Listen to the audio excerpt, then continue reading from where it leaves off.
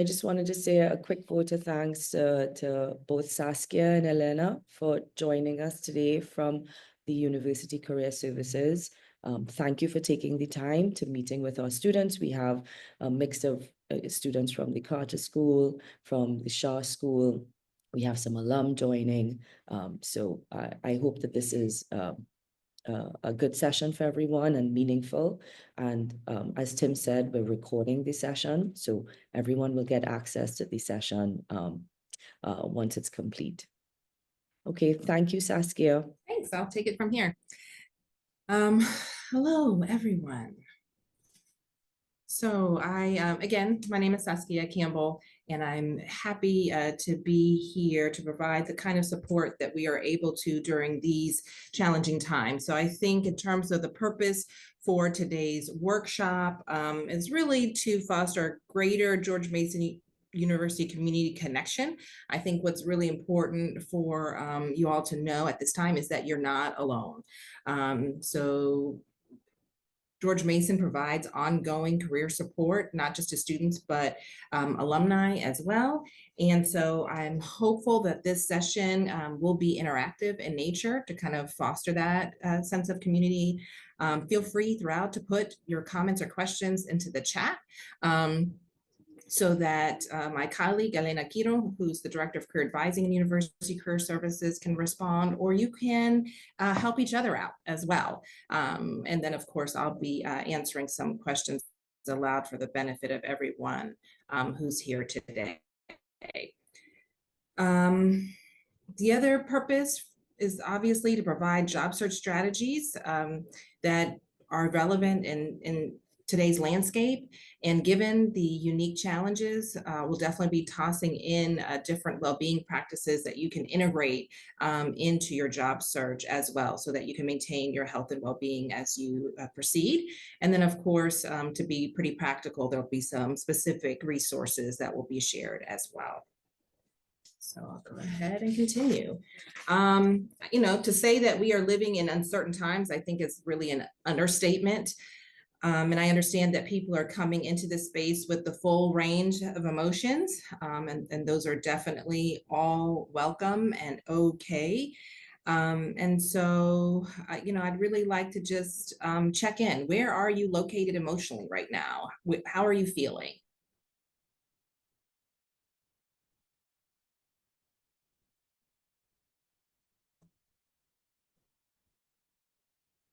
Well, I'd just like to say that I'm really proud of you for showing up here today, and I'm glad that you're taking positive action. I think in these times, it's really easy to get overwhelmed and become disengaged. So I think it's great that you're here. And I also want to be hopeful you know, that we will get on the other side of this. And so we'll be talking about ways that we can do that.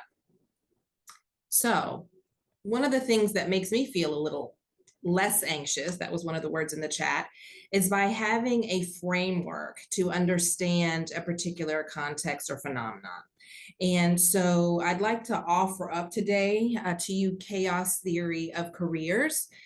Some really smart people spent a lot of time thinking through and trying to make sense of the modern career path. And so modern career paths involve, based on their research, complexity of influences. So lots of different factors and moving pieces in play, and not just a local or national level, but really a global level, right? Non-linear paths. So the modern career has fits and stops and starts and redirects. It's not just a straight line up as we would often want it to be, right? Another aspect is continual change, and we're seeing that. There's always been change. Change is the only constant, but the rate at which we are experiencing change in the workforce, in the job market right now, you know, I think we really haven't seen the likes of in recent times.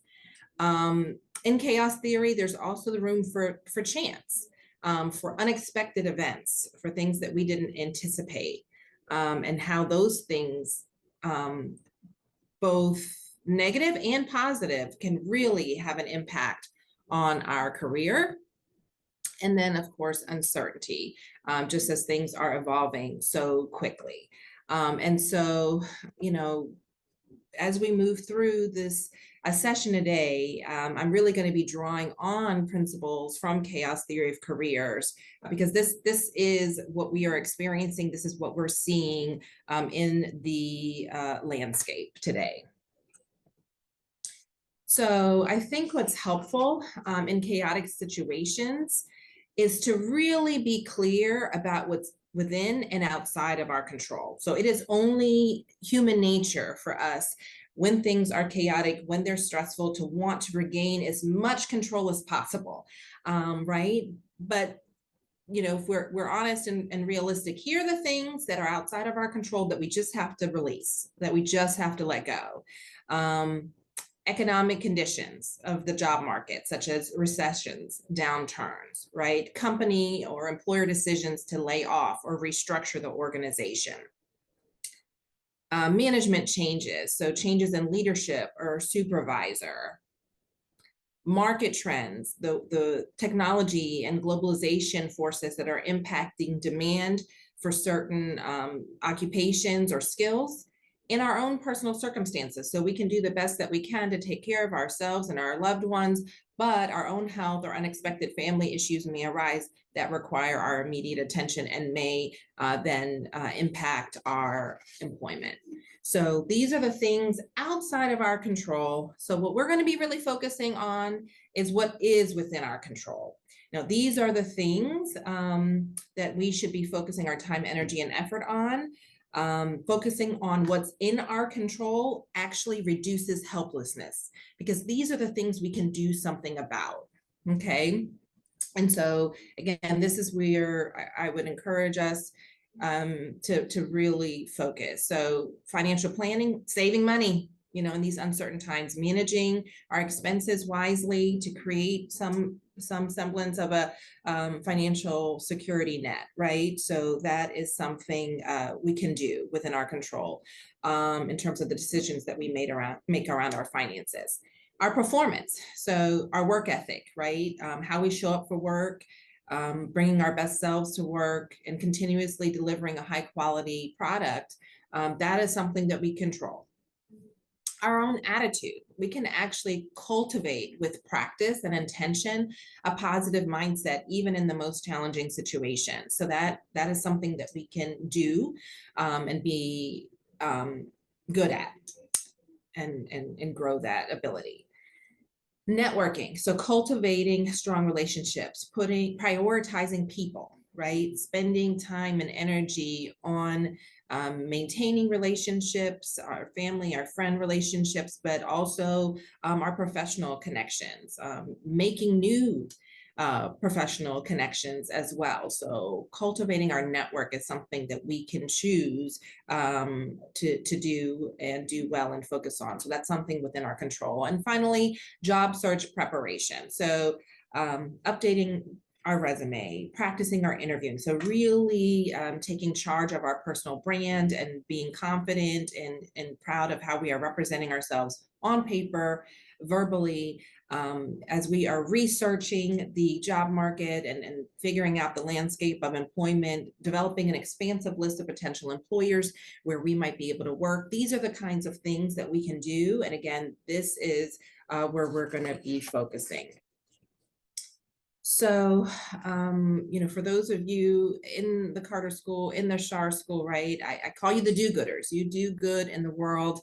You know, just as a reminder, here's kind of the career ecosystem. There are actually lots of places where you can make a positive impact. And of course, right now we're talking about the massive changes that are happening in the public sector, particularly in the federal government. But of course, there's also then state and local government.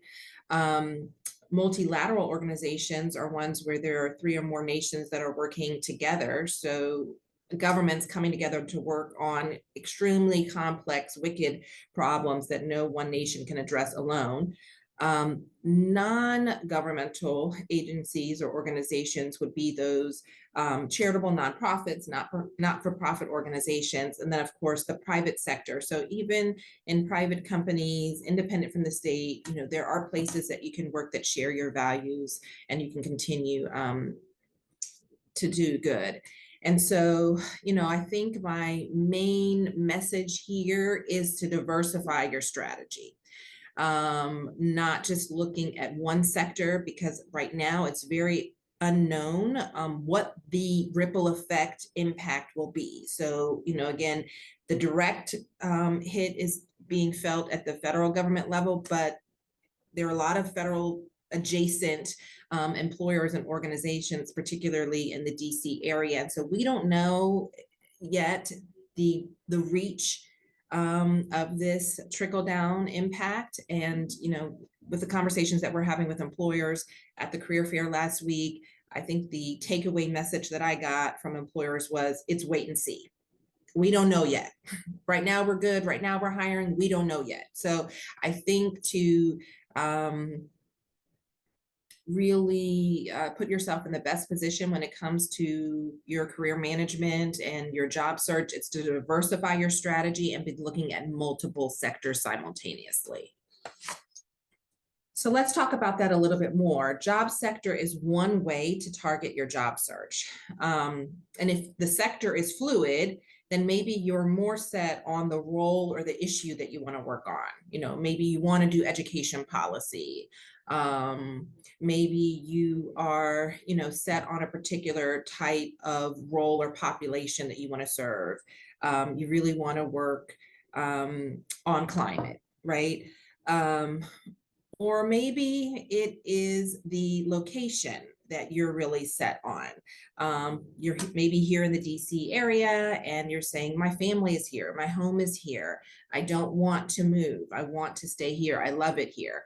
Well, then you might really need to be very flexible on the sector or the job role. And maybe, I'm willing to take any job that I can apply my skills and earn a certain salary so that I can maintain my lifestyle, right? So that might be what your job search target is. For others of you, it might be, I have a PhD, I have depth of knowledge, I'm an expert in, this area. And so I've dedicated my life to that. That's what I want to do. I don't want to do anything else, but I'm willing to do it anywhere. And then maybe you're open to the whole country or the world in terms of the location. So for every person, it's going to be very individualized in terms of what's most important to you and how you're prioritizing your job search. I think you need to have at least one of these filled in, maybe two, maybe three. If you have all three, then your job search is pretty narrow and you'll have to see how many opportunities you can find. If you're not sourcing enough employers or jobs, then you would need to loosen, right, and be more open or flexible or remove one of these job search target areas. So and we're talking about your job search target in this moment right now for your immediate next step. We're not talking about a 5, 10, 15-year plan. Again, using chaos theory of careers, we have no idea what's going to happen in the future. So, we're kind of focused on the present moment, your immediate next step. So please put into the chat, what is your job search target right now?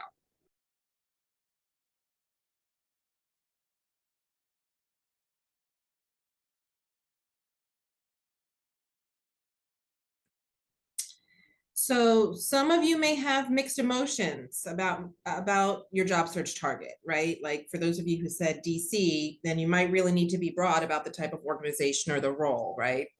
Because DC is pretty heavily impacted.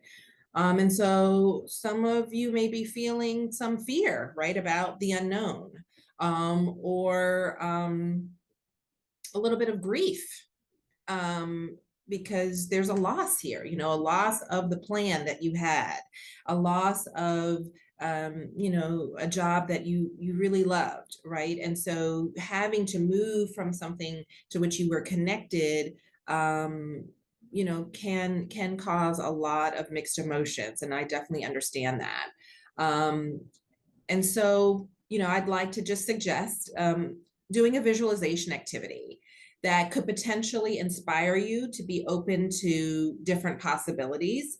and to keep you moving forward. I think it's something, again, a well-being strategy to have something to look forward to, something that can excite you, something that brings some joy or some hopefulness of what good things may come out of this very awful situation. And so I'm not sure how many of you are using AI in this way, but I would encourage you to put this prompt into your favorite generative AI tool, whether that's ChatGPT or Perplexity or Copilot, whatever it is that you're using. I did this and came up with beautiful results.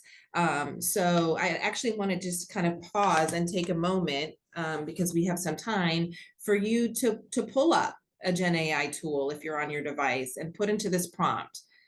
Tell me a story in the day of the life of my future self. I've made a successful career change from, put where you're coming from, into this field where I'm able to apply and name the skills, your passion area, what most interests you, the kind of work you want to do, and then see what it comes up with. And then a follow-up question to that prompt might be, what are some employers where I can realize this vision?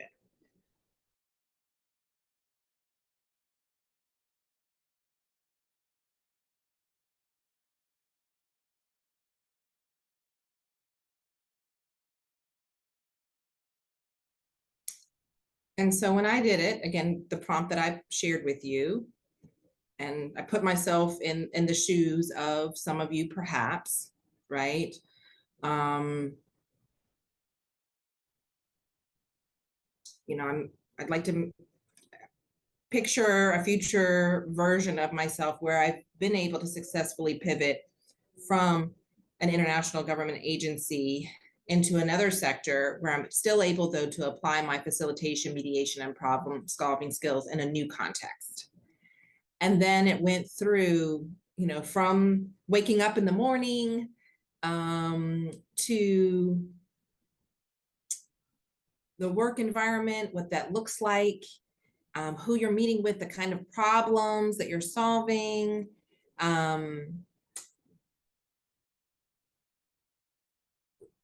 who I'm interacting with, how I'm using my expertise, the feelings that I have, knowing that I'm contributing, that I have the freedom to be creative, right? The joy that I have because I've been able to do this successfully. And then my follow-up question was, what are some employers where I can realize this vision? And then it's naming employers across different sectors, consulting firms, right? NGOs, international organizations, and it's naming specific entities and kind of what they do. Private sector, think tanks, policy institutes, lots of different types of organizations, higher ed, that now can help me not only visualize what else I might be able to do, but where I might be able to do it, and start to help me generate a list of organizations, some of which I might have already known, but others may be new to me. So again, right now, I think we're in the space of being open and flexible and creating options. We want to be generating new possibilities. And I think Gen AI tools can be very helpful in opening us up and helping us to brainstorm. I mean, again, I think what we want to do here is to put ourselves into a positive mindset. And this is one of those kinds of things that we can do. Visualization activities are great for that. So other places that you can go to generate ideas. Definitely LinkedIn would be one of those tools, right? And so hopefully everybody has a LinkedIn account and that you're using it, that it's up to date. And I think, once you have a better sense of your job search target and the skills, you would want to make sure that those are clear. Maybe you are indicating that you're open to work in LinkedIn so that recruiters are more likely to find you. But right now, in the spirit of generating options, putting into the search of LinkedIn whatever your sector is, whatever your key interest area, the issue that you're passionate about, the role that you want to do. And then you can begin to filter by industry, by location, right? But I think the goal here, and what I would encourage you to do, is to come up with a list of at least 100 potential employers. At least 100 potential employers. And how hard do you think that would be to do? How long do you think that might take you to come up with a list of 100 employers? Does that seem unrealistic? Does that seem too much?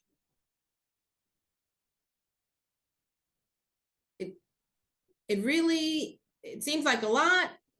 Well, I mean, again, we're trying to create options and we're trying to create opportunities and open ourselves up, right? And so with just a very, very quick search in LinkedIn, I mean, that AI exercise that we just did gave, okay, so somebody is saying the prompt just gave me 50 ideas. Exactly. And so now you can go to LinkedIn and expand that even more with just a simple search. This took me a minute, right? It will also help you to refine your job search target. If you're putting in things that are not generating enough results, then that means you're too narrow or you don't have the right keywords, right? And so Gen I, can help you develop different keywords. If you're using conflict analysis and that doesn't yield a lot of results, ask for alternatives to that search term to generate other keywords that you can use. And so that will be helpful for creating opportunities, finding jobs, and communicating to people what it is that you want to do, right? So you want to use language that's resonating with people so that they can help you brainstorm and come up with other ideas as well. But go into LinkedIn, search in the search bar, use your keywords, the terms for your job search target, see what the results are, and try different configurations. But within a minute or two, you should be able to generate a list of 100 organizations. Okay. Again, you might have to broaden out the location. You might have to change the industries, be open to different industries, play around until you can get to 100. You're not analyzing them. You're not disqualifying them. You're not evaluating them about whether or not you know about them. At this point, we just want to create a list of 100 so that we can remain positive and optimistic. In career services, when we have students and alumni who've been job searching a really, really long time, they're hopeless, right? And part of that is because their list of employers is really, really short because, these are the names they know, those are the ones they've applied to, and they haven't heard back, or they're not currently hiring, and then they feel defeated. Whereas if you have a list of 100, you're like, oh, well, I applied for a position with the Alliance for Peace Building, but that didn't work out. No problem. I have 99 other employers I can look at. Right? Do you see how that will shift your mindset and move you into a more positive and hopeful place because you have additional opportunities that you can pursue? So you really want to reframe any no's that you encounter, which you will get some no's, right? You're not necessarily going to get the first position that you apply to. And so reframing that no, N-O, to next one. Okay. I didn't get it. Nope. I'm going to move on to the next one on my list. No gets reframed as next one, and I'm going to move on to the next one and the next one and the next one until the next one becomes the right one. So just keep going until you get that yes, but having a long list is really, really important. So Gen AI tools, LinkedIn, conversations with faculty, with professionals and colleagues in the field, with other students can help you generate additional lists of employers. Your career services within your schools or colleges, right, can help you. And then different online tools as well, with JobScan being one of them. So I'll talk a little bit more about JobScan. you can get to it from the Career Services alumni page where we have a focus on career changers. But what JobScan does is it scans your resume and then can recommend, based on the keywords, the skills, the qualifications that you have, other job roles, other careers that you are already pretty well qualified for and might have an easier time transitioning into. JobScan can also scan your resume and see how well you are aligning your resume to specific job roles and position description. So it'll scan kind of the requirements, the qualifications for a job, and evaluate it against your resume to see how well are you matching, how well are you showcasing that you are the right fit and qualified for the position, and it'll make recommendations. Here are things that you can do to improve your resume to really show an employer that they should hire you.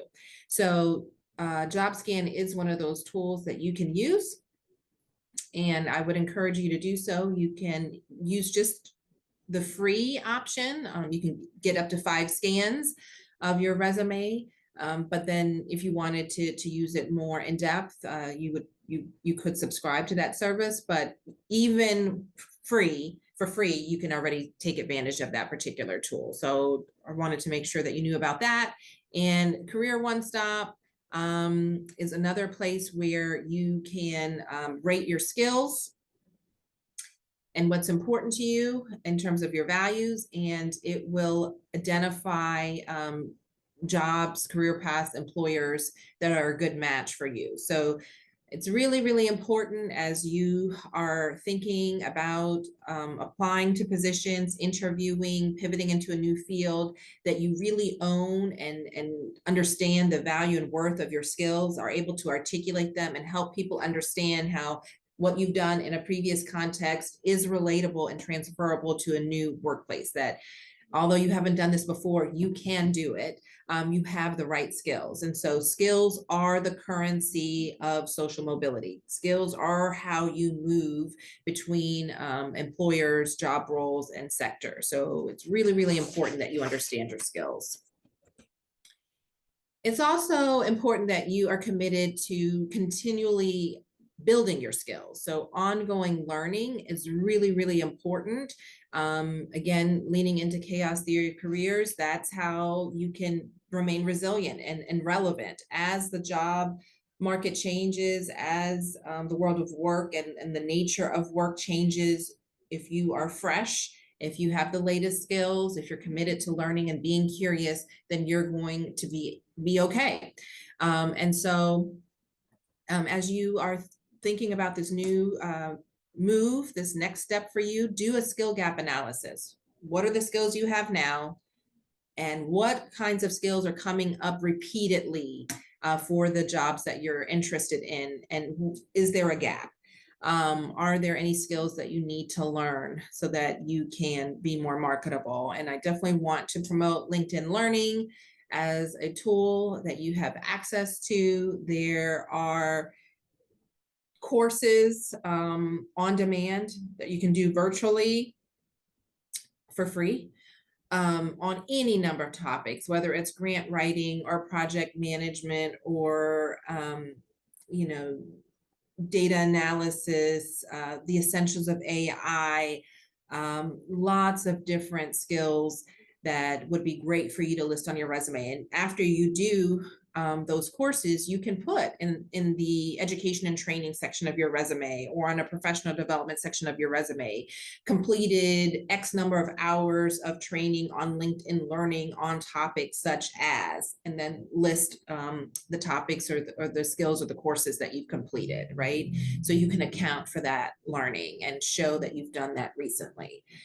Other ways to continue your learning, volunteering, on the job training. I'm not necessarily suggesting that you need to go and get another degree. I'm talking about things that you can do very quickly in the short term to help you fill in any skill gaps to help you with your current job search. All right, so particularly for those of you who are looking to move into a new field or a career changer, applying for jobs in areas where you may not have the direct experience, but you're relying on your transferable skills, the networking is going to be key. From the perspective of a hiring manager, hiring is really risky business. I mean, what do you really know about someone just from their resume alone? And so that's why when employers have an opening, they initially think through who is in their network, who do they already know. So here are the stages of a job opening. First and foremost, there's no defined opening, but employers are always on the lookout for talent and for someone who might be a good fit for them for a future opportunity when that new client is secured, when they get that grant, right? Or anticipating, someone's about to retire, someone's about to go to leave the workplace to raise their family, right? They know it's about to come, and they're starting to scan. Need is clear. Now they are starting to take some action because they have a time by which that opening is going to be posted, right? And when they need to fill that vacancy by. And oftentimes when a position first becomes available, the employer is then going to go to their trusted network of folks to ask for referrals. Who do you know that would be good? Who do you think would be a good fit? Sometimes organizations will allow internal candidates only to apply. In the private sector, it's also not uncommon to have bonuses for those who refer a new hire, and if that person joins the organization and does well, then they get a bonus. So these are the steps that lead up to an organization publicly advertising their opening. That's when they are posting that job online, sharing it out on social media, etc. So my question to you in the chat is, at what stage of the job opening do you want to get in? If no defined opening is stage 1 and advertised publicly is stage 4, where do you want to get in? So we have someone saying stage 1. Does anyone else agree or think differently? Is stage 1 where you want to get in? Absolutely, right? Because at stage 1, your competition is no one. At stage 4, your competition is everyone, the whole world, right? And so this is why talking to people is so critical. I know we can kind of start to believe that the internet hires people because we apply online to everything. But at the end of the day, even if an application goes first through a robot or an application tracking system, right?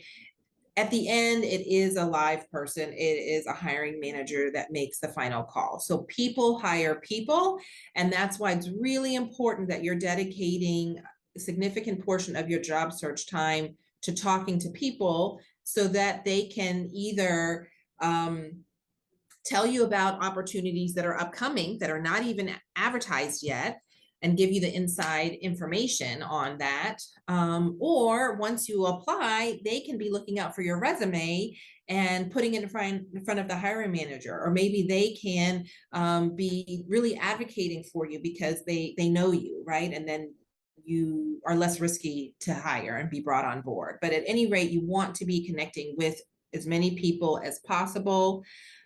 So set up career conversations to increase your chances of getting lucky. Chance is an element of chaos theory of careers, right? Those unexpected events and a happenstance. You happen to sit next to someone at the soccer game or on the metro, strike up those conversations and share with people what your job search target is. It's really hard for luck or fate or destiny to find you if you're just sitting on your couch. So you really have to get out. You have to be active and engaged, attending networking events, going to conferences, professional development opportunities, or just being out and about in the world, right? You can make yourself more likely to be found on LinkedIn by search engine optimizing your profile, making sure you've got those keywords indicating your location, the job roles and titles you're interested in now. You can also register for search firms or staffing agencies, right? So you can put your resume on file with those organizations that might be sourcing talent and candidates for organizations. But on that last point of attending a networking event, I hope to see you at this one. So there are certain career fields where there is a great need for workers, where there's currently a talent shortage.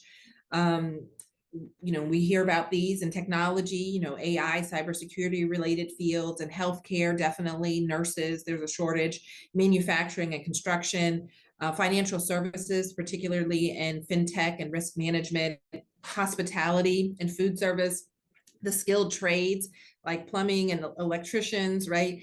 And so those might be a stretch. I mean, there are lots of jobs in those fields, some of them pretty well paying, that if you were completely open to making a really significant pivot and change, there is demand in those sectors and those industries. The one that we are seeing the greatest demand for is in the education space. So when we mine Handshake, which is the job and internship database that all of you have access to as Mason students and alums, the most frequently posted position were for education roles. Education employers, public school systems, charter schools, private institutions, tutoring companies, summer camps, education is where there is the greatest need. And we actually have Education Recruitment Day coming up on March 18th. This event is open to current students and alumni, and community members as well. So tell your friends, it is a hiring event. So the fair starts at 9 in the morning. It's from 9 to 11:30. And then employers will be offering same day on-site interviews with candidates that they're really interested in. So some of the candidates who come to the fair will be invited for interviews in the afternoon. And every year, students leave this event with job offers in hand. This is a hiring event. So I do want to communicate the different nature of this particular career fair. And just elevate that education is a space where they are looking to absorb federal workers who have been displaced. Fairfax County Public Schools in particular has a web page, a site now set up in particular to try to attract federal workers who may be looking for a new role. So, and they're going to be there along with lots of other school systems. So again, this is one area that you might want to consider. So as I'm kind of nearing the end of my formal presentation, I just wanted to reiterate well-being and the need for you to take care of yourselves. So I would encourage you to limit your news consumption.